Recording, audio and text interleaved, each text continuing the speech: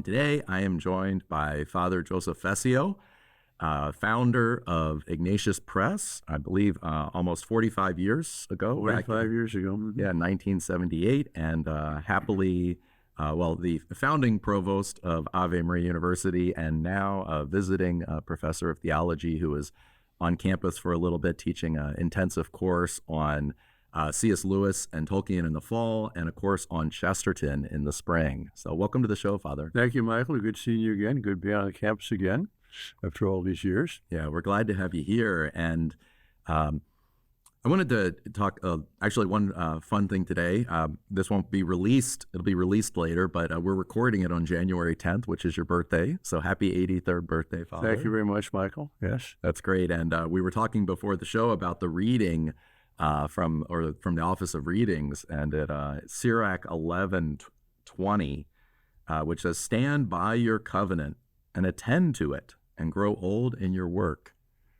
Yes, that was a part of the readings for yesterday's office, and I take that to heart because my covenant is my vows, of course, and then I enjoy the work that I do that I've been called to do for the Lord, so I want to grow old in it. That's good. And then today at Mass, we had the call of Samuel, where Eli is there in the temple. Eli, of course, in Hebrew means my God. And Samuel was called 3 times, and he thinks it's Eli. But Eli reasons this is God calling. And then Samuel is told to respond the next time to say, "Here I am, Lord, I come to do your will." And I thought that's a great thing for my birthday, because my vocation was delayed. I heard voices that were not the right voice, but on the 3rd or 4th time, I got it straight. And that should be everybody's motto. Here I am, Lord. First of all, I am. We don't have to be, we're here. It's a gift of God. What do we do to respond? We do His will. Here I am, Lord. I come to do your will. Yeah, that's really beautiful. And it's my homily for today. My homily to myself for my birthday. That's great. And and read a beautiful way, too, that not only is a vocation, obviously our foundational baptismal vow and vocation, or, to religious life or the priesthood or to marriage, but that it not only needs to be discerned and made, but remembered. Yes. And I love that. Stand by your covenant, stand by your vow, stand by your baptism, yes. Even, and growing old in your work, when that, and kind of find a way that even if the youthful fervor and enthusiasm fades, that we can replace it with the enthusiasm of old age. Yes. Mm-hmm.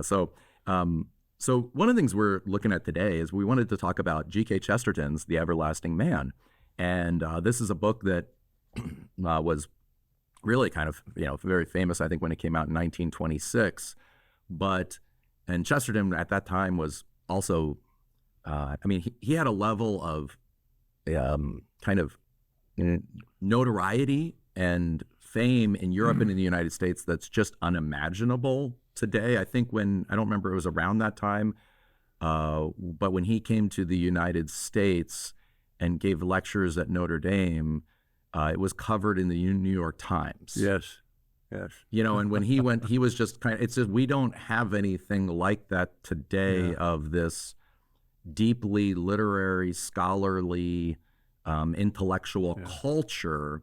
I think when he went to visit, when he went on a tour of Europe giving talks, he was often welcomed by prime ministers or, kings or different stuff. And and in part there, in addition, obviously, one of the things I want to talk about today is what is it about the everlasting man that C.S. Lewis would say it baptized his intellect.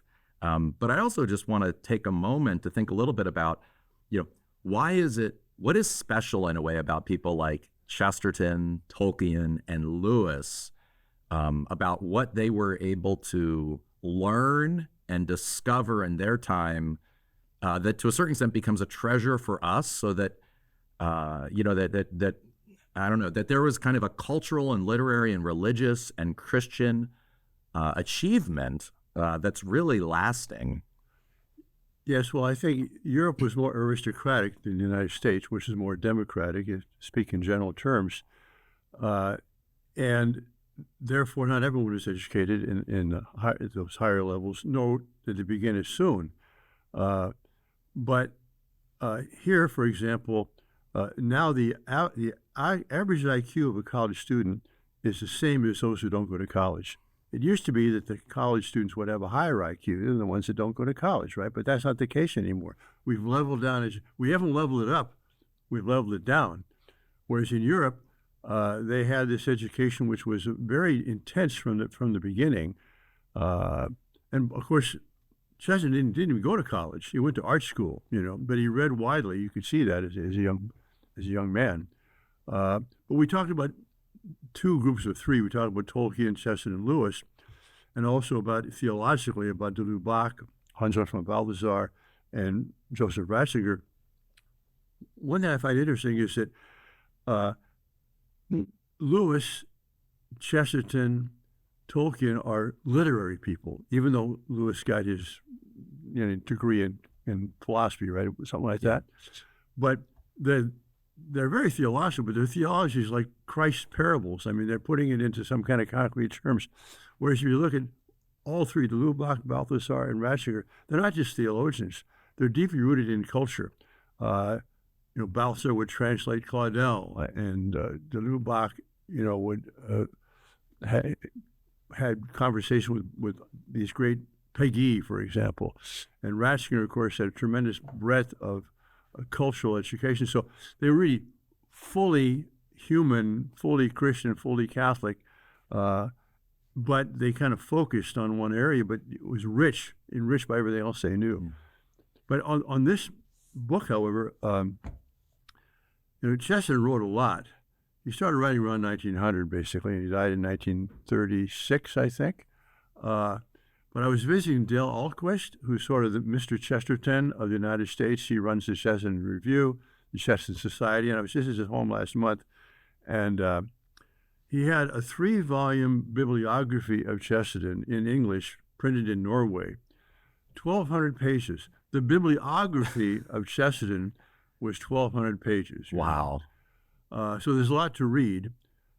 Why do I think this book, Everlasting Man, stand out? Why does it stand out? Because he was a journalist. He was writing, quickly in a train station or whatever, and he wrote essays and articles. He didn't actually write many books. Sometimes he wrote these like monographs on literary criticism on Dickens or Thackeray or whatever, But this is one of the few cases where he actually wrote a book as a book. And it kind of gathers together, I think, all the major insight. Well, I can't say that because it's so full of insights, but it's kind of this overview of the history of man and the history of Christ and Christianity, and I just think it's a wealth, it's a treasure chest of knowledge. And the thing about Chesterton is that he will say something in one single sentence which encapsulates the whole philosophy, And so it's a good guide, I think, for students to read something like this. They're not going to get it all at once, but the point is, it gives them an idea. If they're going to study materialism or pragmatism or skepticism or pessimism or whatever, they can go to a book like this or Orthodoxy, which is similar to this, and get a kind of a core set of concepts that will help understand it better. I mean, he was just a brilliant guy. Yeah. Now, you taught a course, I think, back at the St. Ignatius Institute. I did, almost 50 years ago, yeah. Beginning, and I think you taught that for several decades, yep. Revelation and Christology, where you did C.S. Lewis's Miracles, which we've talked about in another podcast, and The Everlasting Man, right? Those were the two books that were the kind of pillars of the course. Yes. So what are some things that, over the years that you found in teaching The Everlasting Man that were, I don't know, kind of like particular things that you found either really helpful for students to learn or the things that you wanted the students to, know by the end of the course? Well, overall, the idea of seeing Christ as the center of history, which is why it was for the Christological part of the course. I think in the first half of the book, where he divides religions not by geography, but by monotheism, God, polytheism, the gods, the demons, and what's the fourth one? God, the gods, the demons, and philosophy. Yeah, and philosophy. That's it, those four. Mhm. As the four kind of approaches to ultimate questions of man before Christ, and how they really led to Christ. Now, Christ is the fulfillment of monotheism and philosophy from the time he was born. It was so anyway. That kind of overview of history and overview of religion, because you think about all the different Protestant groups, and then you've got Islam, and they've got Shiites and Sunnis and so on, and you've got Buddhists and different kinds of Buddhists. It seems like it's just this huge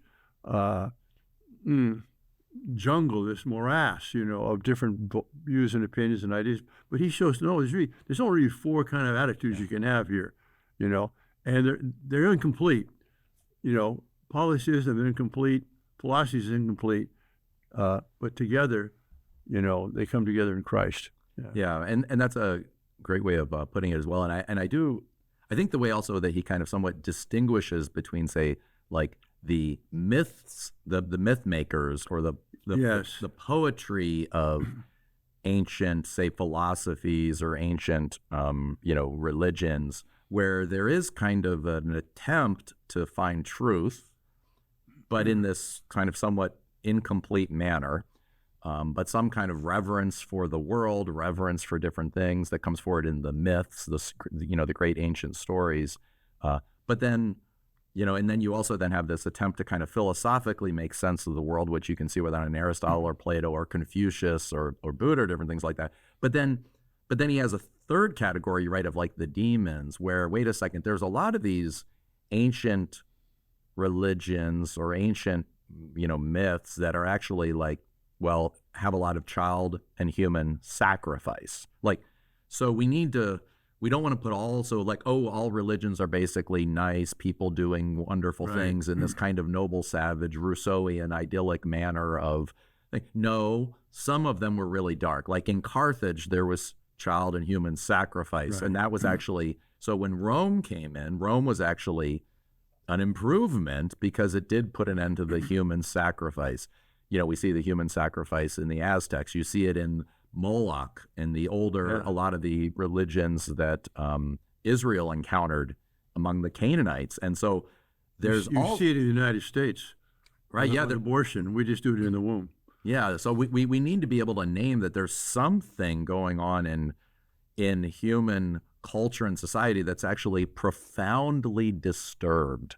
And then the way he takes those three things, by the way, just as a little, one of the kind of, you talk about how Chesterton says things. So you have those three characters, the philosopher, the poet, the myth maker, and then the demon worshiper. And then all of a sudden you take Jesus in the cave, as he has this chapter beginning with Christ where he talks about God in the cave. Yeah. Well, in the story of Christmas, right, what do you have? You have the shepherds, who are the myth makers. Myth makers. You have the magi or the wise men, the philosophers, but you also have Herod, the demon king. So could you talk a little bit about how the three of those come together?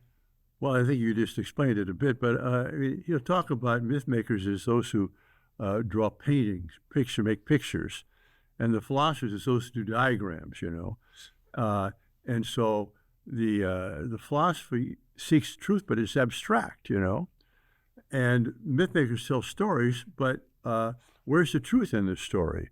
Whereas in Christ, as we see in Tolkien, his beautiful essay on fairy tales, that myth and fact have married, and we have a myth which is actually the truth, the story of Christ, which is mythological in its form, but it's actually a story which is a true story. So that's kind of the union that both Tolkien and Chesterton saw in Lewis. And of course, their influence, Chesterton was an influence on both Tolkien and C.S. Lewis. In fact, as I'm rereading, I reread this every year, and I see more and more allusions. Oh, that kind of sparked off Lewis's idea of this, or Tolkien's idea of that. Yeah. Like in Everlasting Man, you basically get the Lord, Liar, Lunatic. Yes, exactly. Understanding of Christ that Lewis becomes famous for and articulates very easily in mere Christianity, but it's actually in the everlasting man. Right. There, Christ is either a liar, or he's mad, a lunatic, or he's telling the truth, you know. So which of the three? There's no other choice, you know. Yep. And right, you're right. Lewis is famous for that, but you see it in Everlasting Man. Yeah. Yeah. So maybe what the everlasting man is organized in two major parts. Could you talk about those two? Well, sure. He begins with the man in the cave, the idea for, you know, and the second part is God in the cave, and he shows that parallel there. But at the beginning, he is showing that, and this is very important in his time, and it's important in our time, that man, human beings, are not just a slightly higher form of animals, but they set themselves apart by art and by civilization, you know, two of the chapters on those. So he against the background of nature, he sees man as part of nature, but standing out and distinct from nature, you know. That's the first part. And in the second part, he sees human history as the background and Christ in history, standing out in history as part of history and yet unique in his own way. So it's a beautiful kind of a diptych there, you know, two panels of a painting. Yeah. Yeah, and maybe you could, so one of the things he does also that I think is really interesting is the way he talks about, like he almost does a reductio ad absurdum, which is, not almost, he does. Yeah, he does that, right? That and where he says if you try to look at human beings as just more animals, right, and they're going to be the wildest sort of animal. And it's interesting. There's a primatologist named Robert Sapolsky, who's very famous he's at Stanford, and he basically does all his work watching primates, and he kind of becomes famous by talking about how, well, primates are very much like human beings, and human beings are very much like primates. I think he wrote a book, Why Zebras Don't Get Stressed or something, and these sorts of different elements. And obviously there's a lot of elements in which, well, we do have a lot of similarities, right? I don't know. But the funny thing is that what he does is he says, well, but the odd thing is, as he does all this, he says basically human beings turn out to be, well, rather unique animals. They're not as unique as we thought they are. That is the way he puts it, and he's an atheist who's committed to an account that we are just the same as animals. But he ends up saying we end up being the uniqueurist, because he just sees that we pull together in human beings, and he talks about art and theater. We put on Shakespearean plays. We know what we're doing, right? This is something that animals wouldn't. Animals might. I don't know, but it might try to deceive another animal, but they don't put on plays. The level of, so I feel like even when somebody tries to think of human beings as just another animal, they end up having to describe that as the uniqueurist. That's okay. And of course, Chesterton is so colorful in his language. Yeah. He'll give the example that, birds build nests, So that's a human type thing, building, right? Yeah, but where are the statues about the birds? Where are the different styles of nests? A Gothic style and a Romanesque style and so on. No, not at all. So like you say, reductio ad absurdum. You say, well, what if birds were human? Yeah. Well, what would they do? They'd have a history of birds, right, somewhere. Yeah. Well, and they'd have these nests which were of different architectural styles. No, he's a genius at that. And they'd have little schools about how to build nests, how to build them more efficiently. Yeah.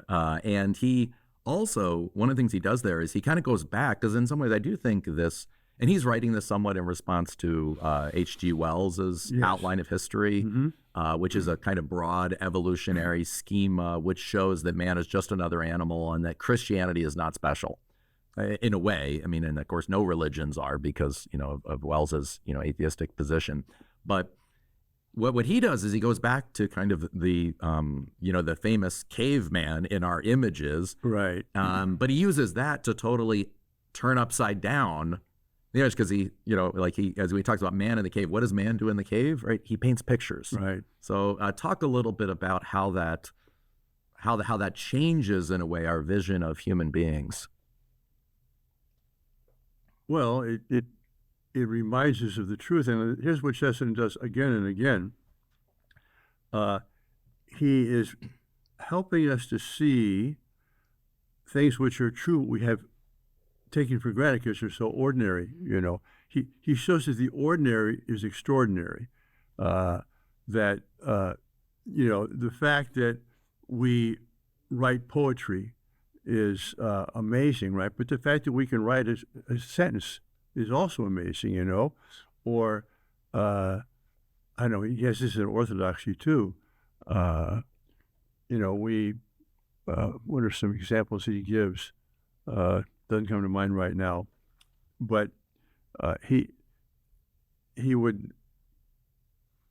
Well, I can't think of it right now. Talks about, I think, like riding a horse. That man rides a horse. How that's like, like just we don't take we forget how just extraordinary that is. Yes. Right. That we that it'd be very rare to find a horse riding a man. Right. That's right. That just doesn't happen. Right. And so that's the kind of he turns things upside down like that. I say, Yeah. Look how unusual that is. Yeah. And that's where he talks also, I think, art is the signature of man. So what does man do when he's in a cave? He paints. Right. So you have the caveman, what we think of as brutal and primitive, but he turns out to actually be into watercolors. Right. And he likes to paint in the afternoons. And we don't know what exactly is going on, but clearly there's a mind at work. And that's where he says the mind is not an evolution, but a revolution. Yes. So the human mind, human consciousness, human logos is somehow creative. It doesn't just follow instinct, but it represents in the secondary mode that is just unheard of. And I think this points to something else, which is a great characteristic of this book. It's a history, all right? What is history? It's not simply the recording of events one after the other, because the history of Michael Dauphinais this morning would be his alarm went off, he got up, he shaved, he went and had breakfast or whatever. He breathed so many times per minute. His pulse was this. All those are facts, but they're not interesting facts. So history is always a selection of those facts which will give you the right proportion of things. I often give you an example like San Francisco. Nowadays, San Francisco has a bad reputation because we have the homeless and live in tent cities and so on. It's there. It's terrible. But if I had a half a day to give someone a tour of San Francisco, I could go see the homeless places, the tents, the poop on the streets, and so on. And they go away thinking, San Francisco's a dump. It's a terrible city. But I could take them to the Golden Gate Bridge, out to the beach, Golden Gate Park, Coit Tower. They go away thinking it's a paradise. So how do you describe San Francisco? You have to pick the different elements and give them the proper proportion, the proper emphasis to create the picture. Well, that's what he does here. I mean, he's not a historian, but he has all these facts at his disposal because he's such a widely read person. But he puts them in the right order, in the right proportion, and then I think teaches us that way how we ourselves should describe reality, or how we should also try to understand reality when we see it described in the newspapers, in the media, on blogs, whatever.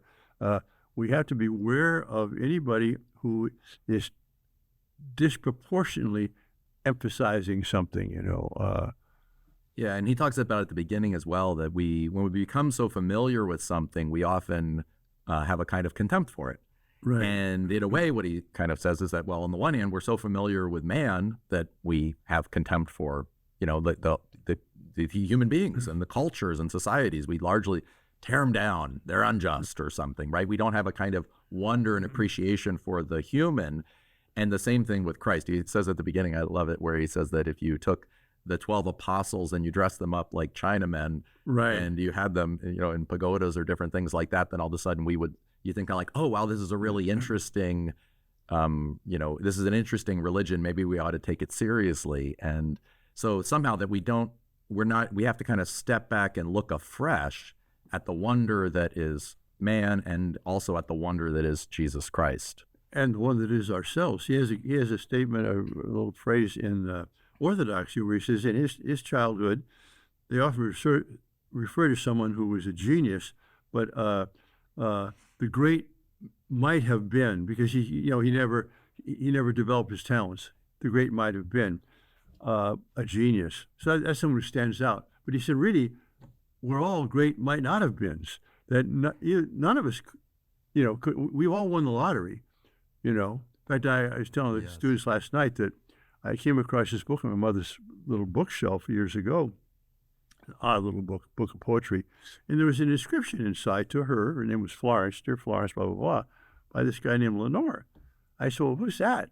He said, well, I was engaged to him. He was an officer in the Navy in San Diego, but his ship, there was an explosion and he died.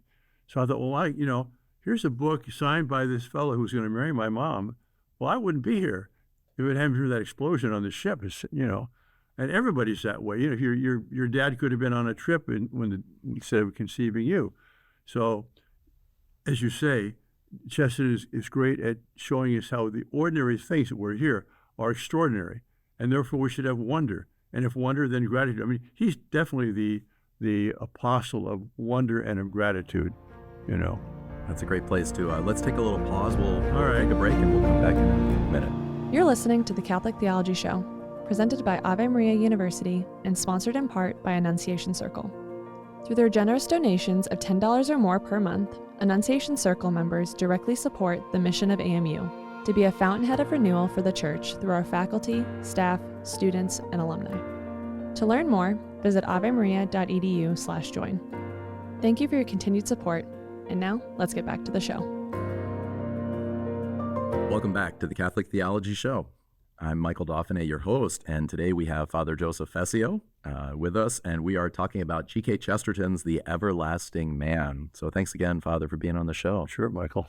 And so we talked about how Chesterton says that if we try to consider man as an animal, we see just what an extraordinary animal he is. He's actually unlike all the other animals because he alone is a creator, made, basically, he's kind of arguing for the image that human beings are made in the image and likeness of God, but he does so in just, again, this kind of just a brilliant way in which he, looks at kind of, cave paintings and this sense in which art is the signature of man. Here we have a creature that is a creator. And then he starts looking at how do human beings create? Well, one of the ways they create is by telling stories about gods, the myths, and about trying to reason about the world, which is philosophy. But then there's a bent nature to that in terms of demon worship or these sorts of elements. And we, talked a little bit how then he turns to the Christianity, because I think another thing that people really have this idea that Christianity isn't just another religion. That really sounds weird to people, that somehow Christianity could be not another religion. But I think Chesterton really makes a case that Christianity is unique among the religions. So, are there any kind of particular things that stand out to you in terms of trying to teach this to students, who are, who kind of, or people who have a, sense that our culture talks about comparative religions or, philosophy of religions, and just assumes that the category of religion is big enough to hold everything. Right, and of course you teach C.S. Lewis miracles, so is that chapter called Christianity and Religion in quotes. Yes. Where I think how much dependence there is of Lewis on I don't know, but the point is it's a truth they both saw, let's put it that way for sure, that if you look again at the essence of what these attitudes are, religion is man's search for God, either by mythology, trying to find him through images and so on, or by philosophy, whereas Christianity claims to be, God's finding man, revealing himself to man. And so it distinguishes it from all other religions except Islam. Well, and Judaism, of course, because Judaism is a precursor to Christianity. It's a religion in the same sense Christianity is, of God revealing himself, whereas Chesterton will see Islam as a Christian heresy, which I think is an adequate way of looking at it, So there's that. And then, we talked about uniqueness of man against the background of nature in the first part of the book. And in the second part of the book is uniqueness of Christ against man's history. But it's also uniqueness of the church, because the second half of the book isn't just Christ, but it's Christ's extension in the church and how the church herself has this miraculous quality about her that makes her stand out from all other institutions.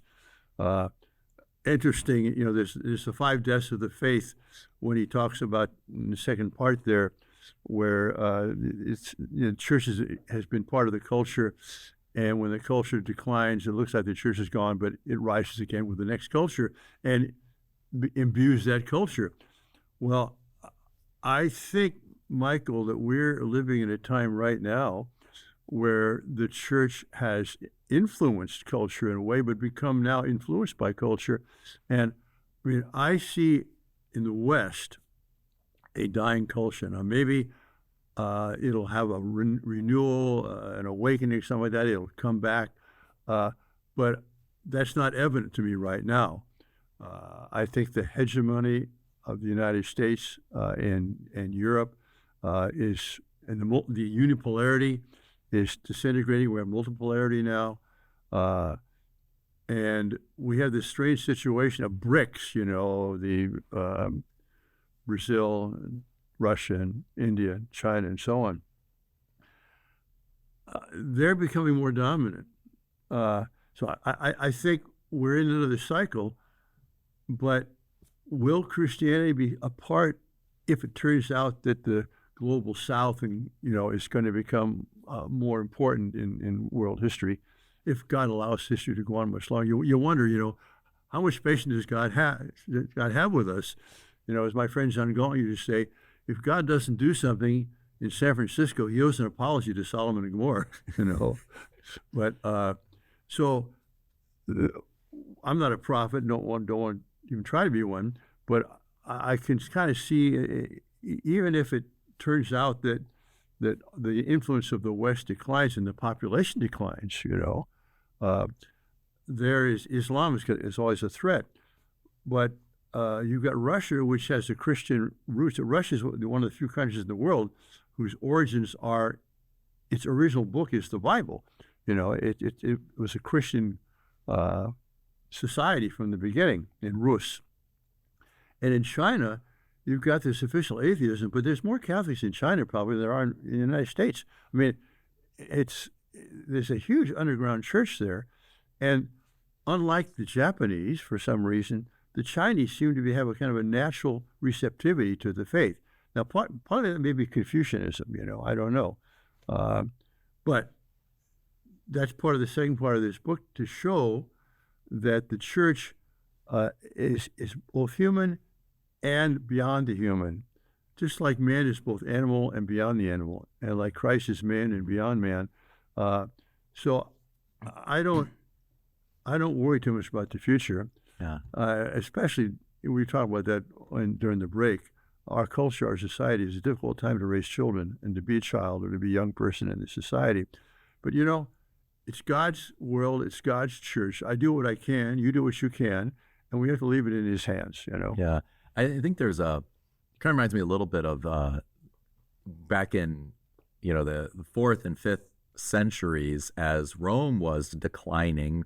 Rome became kind of Christian, so to speak. First, Christianity is tolerated with the Edict of Milan, and then it even becomes the official religion of Rome for a while. So, Eusebius would even see this in his history of the church. He described this as kind of a pivotal moment, as though there was almost like something that was happening according to God's providence, that we'd moved forward now.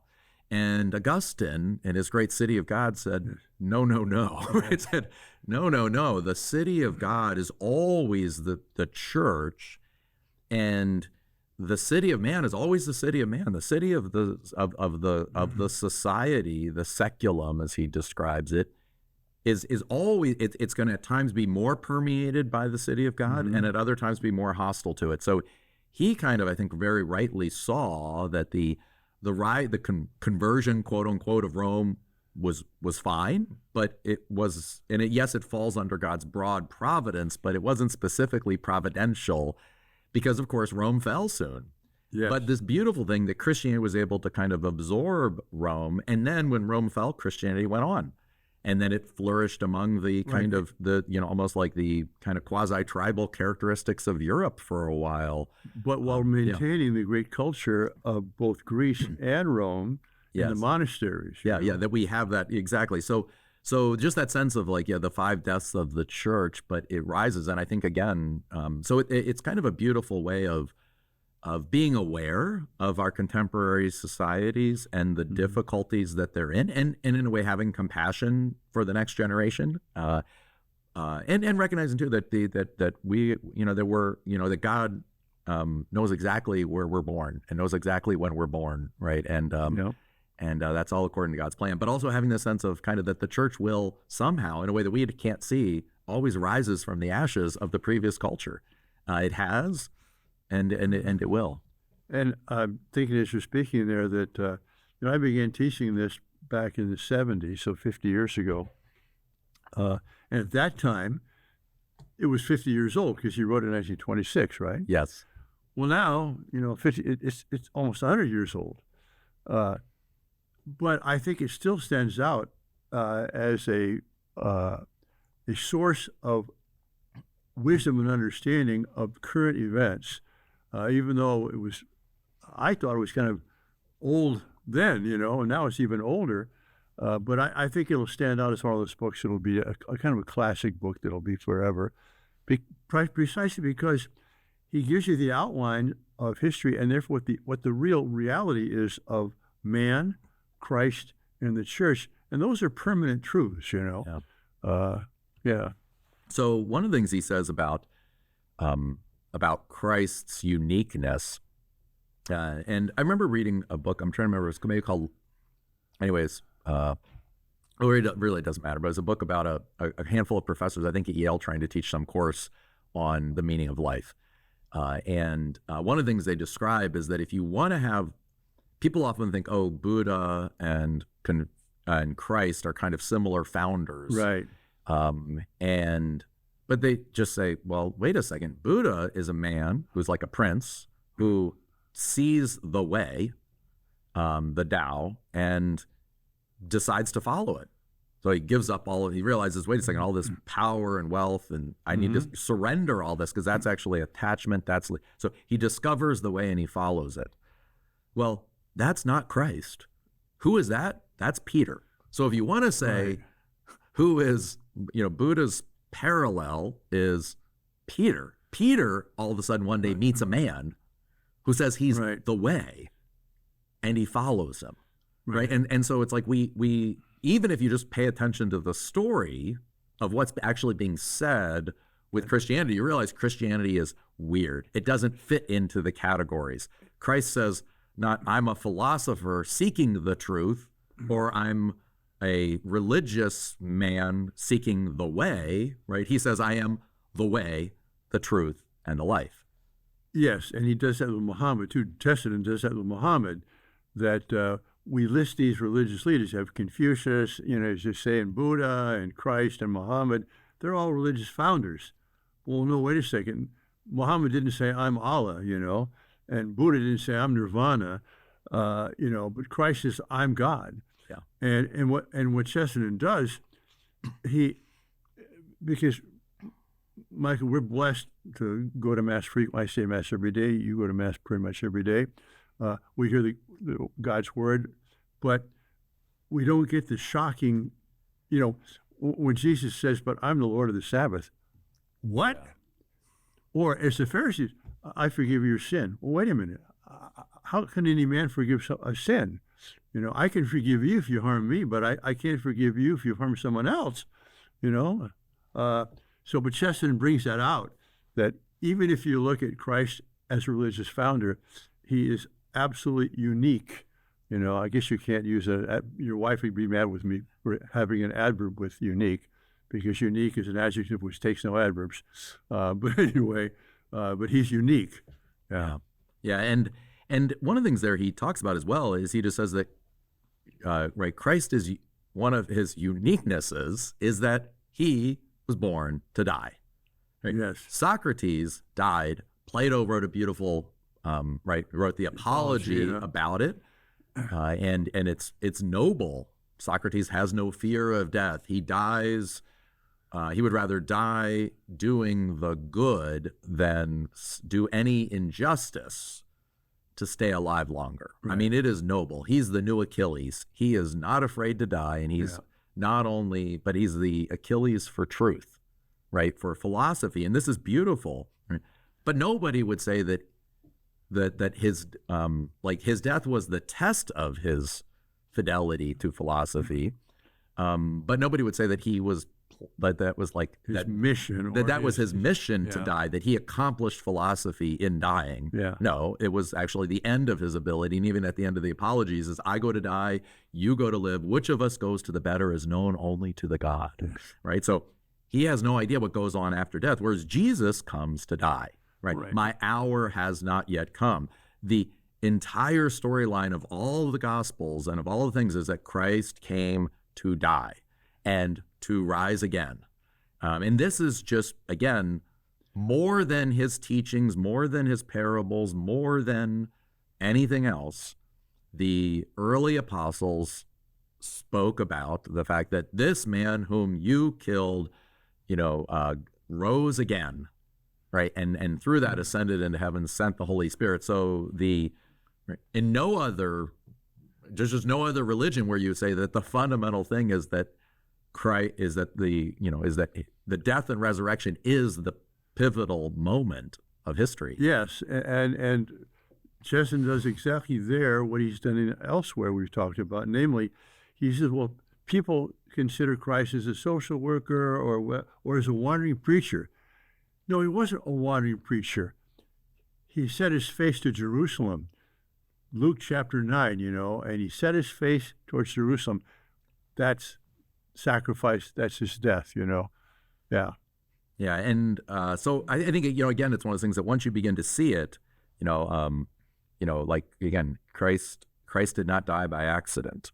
He somehow does that. It's actually funny. He even says if we're going to think about him, we'd think about him, Christ more similar to somehow like Odysseus than to, because Odysseus had to come home and then kill the suitors. Right. And who were trying to overtake. And Christ has to come home to his own and to overthrow an enemy. Again, I think Chesterton kind of reminds us that there's an enemy going on. And just as we saw the three characters at the in Christmas, he also looks at the three characters on the cross. You have both you've got the power of the world is there, Roman soldiers. You've got the philosophers there with the Sadducees. You've got the myth makers with the common people are there at the cross. And they all of them have turned against Christ, Yeah. I want to say one thing. You mentioned Please. that it wasn't an accident that he died. Louis Bouillet once told me this. He said, there's no saint that died by accident. You think about that. I can't think of a single saint, whose death came about by accident. They died by their old age. They were martyrs, whatever, but not in a car crash or anything like that. Anyway. That is. And one other thing that Chesterton speaks about, so you have, because I think one of the things that at least a lot of people find, awkward, maybe it's like socially awkward to talk about how human beings are not animals, or that Christianity is not another religion, or it's unique among any other religions.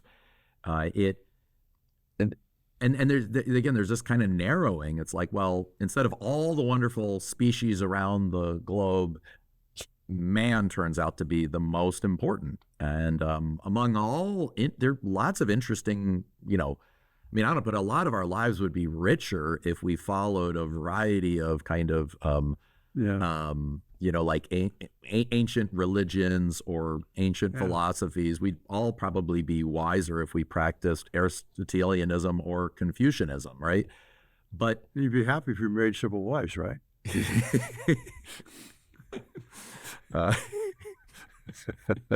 And so, that's a good one. Anyway, so you end up though with this idea though that what happens is that this narrowing into Christ though turns out to be the path out of something, right? And this seems to me, I think, what Chesterton gets his hands on is that, wait a second, do we really want to live like animals? We want to get out of that. Do we really want to live like just our society's historical way? We kind of see it. No, I want to get out of it. And then you see the creed. Not only do you have to have, of course, Christ, you have to have the church. And the creed the Apostles' Creed, the Nicene Creed. But what he does is he says the creed is like a key. Yes. It has a definite shape. It has an arbitrary shape. It couldn't have been deduced by reason alone, right? It's part of God's plan, but it's, that it happened under Pontius Pilate, that it happened, right, in this part of the world. But that the key with a definite and arbitrary shape, just as the creed has a definite and arbitrary shape, opens the door. And he says it not only opens the door, it opens the door of a prison. That's right. And that he uses these images so beautifully, and he's got a section on that about the keys, which have not been emphasized that much as a symbol, how important that is. Like you say, and like he says again in Orthodoxy, is that Christianity has a lot of oddities about it. I mean, are we militaristic or are we pacifist? Well, we're both. Are we gloomy or are we cheerful? We're both. Well, wait a second.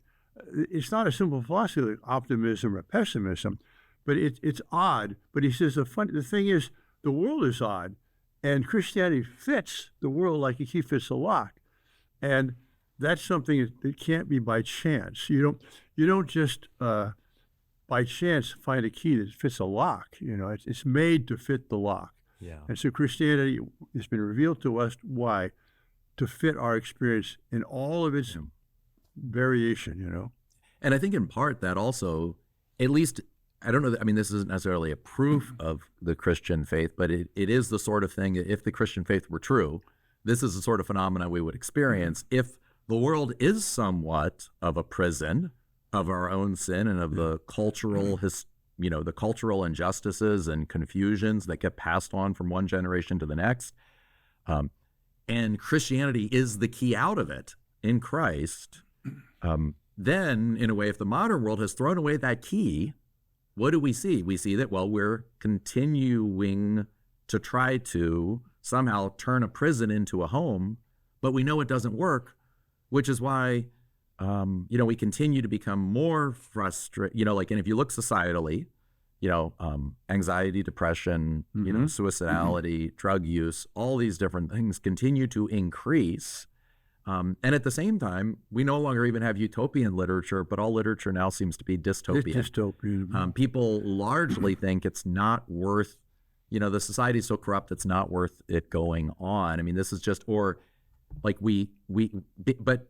but that's exactly what you would expect if the world was a place that was actually wounded and darkened by sin, and the way out of it was really given in Christ, in faith in Christ, and when we reject that key, the prison doesn't go away. We just now are locked within it. So we either have these escapist, these kind of escapist ideologies, or we we escape internally through these. Oh, and there's a common theme in Lewis, Chesterton, and Tolkien. Tolkien makes it very explicit, this idea about escapist literature. Why is fantasy so important? Is it escapist? Well, yes, we are in a prison. We need to know that outside the prison. And Chesterton will make it clear that if you are a naturalist, what Lewis would call a naturalist, a materialist, Yep. that it destroys thought and it destroys will, because if there's nothing outside of nature, everything is simply material interaction, cause and effect, well then our conversation is just atoms in our brains that are acting a certain way. Well, that can't have any meaning. So if you see the world only as your physical nature, that is a prison because it destroys thought. It also destroys free will, because how can I do something creative by saying, here, have a cup of coffee, and you say thank you? Well, you had to do it. Why should I thank you? It was part of the deterministic world. So these philosophies, which seem so attractive and may seem so natural, actually end up imprisoning us and destroying thought. Chesterton calls it the suicide of thought, and also paralyzing the will. So what Chesterton says in Orthodoxy, and he makes it clear all through Everlasting Men, that the only solution to this world we're in has got to be mysticism. That is something beyond the world, transcendence. Without transcendence, world is a prison, So you have your choice. You can say, well, there's no God. There's nothing outside the world. And then if you think it through, you end up not being able to justify thought or will. Yeah. And also without some notion of transcendence and some way that we can get to that transcendence, we lose joy and hope. And it seems that in part, Chesterton is kind of like, is that apostle of joy, apostle of hope, that apostle of gratitude? Yes. So I you know, and it seems to me that's in a way what in many ways we lack today as a society is joy and hope and gratitude. Well, but I find it most among deeply Catholic families. I find that there's joy there. There's hope. There's beauty. The education, Catholic families have become a hearth, a locus of real education, you know, and education towards gratitude, which leads to joy and hope. No question about it. That's excellent. Well, Father, as we're wrapping up the show, is there any final maybe I think I just said it. Okay. But any final word you want to say about maybe suggesting someone who might want to pick up The Everlasting Man? I don't think it's an easy book to read on your own the first time. What might you offer a listener who's intrigued by wanting to read more? Well, buy it, first of all. You know, you go to your local Catholic bookstore and support them. They're important. If you can't find it there or don't have a bookstore in your area, go to Ignatius.com. Avoid the behemoths. You know, we give good prices and good delivery on these things, so you don't need to go outside of Ignatius.com. But the best thing, Michael, is to have friends and read things together, discuss them together, and listen to podcasts like this one, and it'll enrich you, you know. Excellent. Well, thank you very much, Father Fessio, welcome, for being on the show. For viewers or listeners who are interested, we do have an earlier podcast with Father Fessio on G.K. Chesterton and orthodoxy, as well as C.S. Lewis's Miracles. There's also an earlier episode with Joseph Pierce on G.K. Chesterton's Everlasting Man. So thank you again for being with us today on the Catholic Theology Show. Thanks, Michael. Thank you so much for watching. If you enjoyed today's episode, please hit the like button and subscribe to the Catholic Theology Show. Thanks, and God bless.